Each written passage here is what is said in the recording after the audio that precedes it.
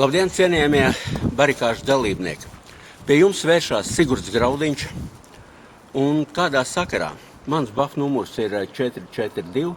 Es kopā ar Aleksandru Babišķeviču strādājām Vecmulgrāvī, un, kā jums labi zināms, viegli tur nebija, ziniet, šāva diezgan stingri.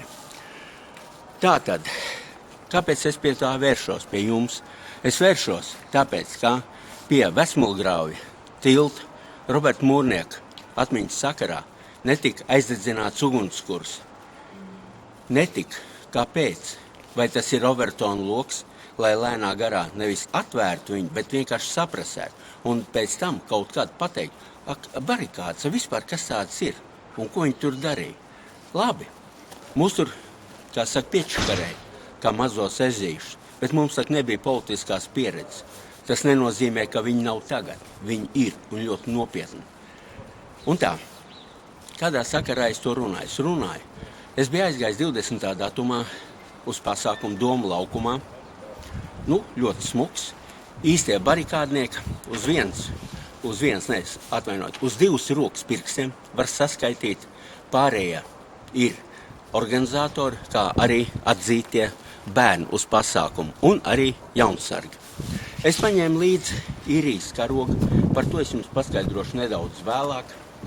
Un tā, sākās smuka runa, prezidents norunā, pēc tam tiek iededzināts ugunskurs, tauta it kā aprunājās ar līderiem, tā skaitā arī ar Mūrnieci. Par Mūrnieci man ir atsevišķs stāsts. Atvainojiet, es tā drusku nomierināšos, lai man leksika būtu pietiekami tāda normatīva.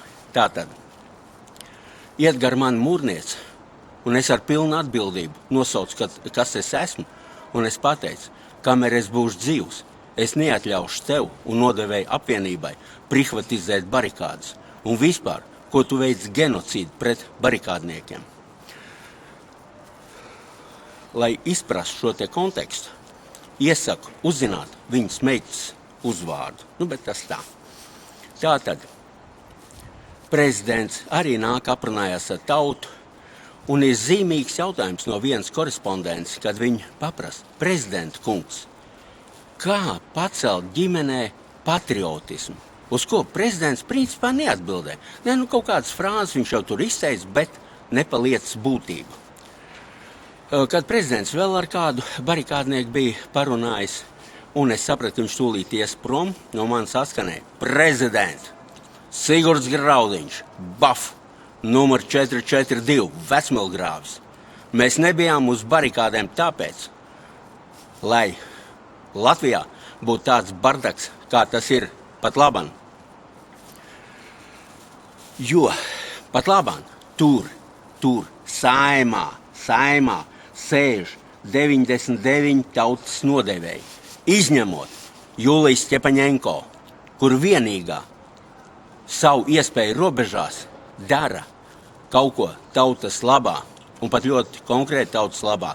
CETA, TTIP līgumi, ka tāda vispār eksistē un ka tāda tiek slepenībā apspriest, mēs to nebūtu uzzinājuši, ja nebūtu Julijas Stepaņenko.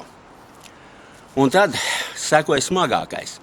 Prezidents, es atgādinu, ka ir ASV ievēlēts Trumps ar visām no tā izrietošām konsekvencēm. Un konsekvence ir sekojoša.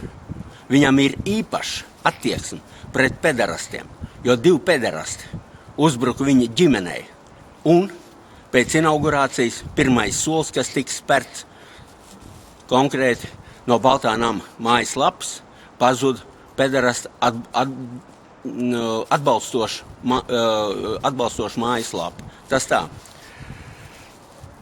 Ņemot vērā to, ka ASV vēstniecība šeit Latvijā Killarija laikā mums uzspied šo te pseido vērtības un tā tālāk.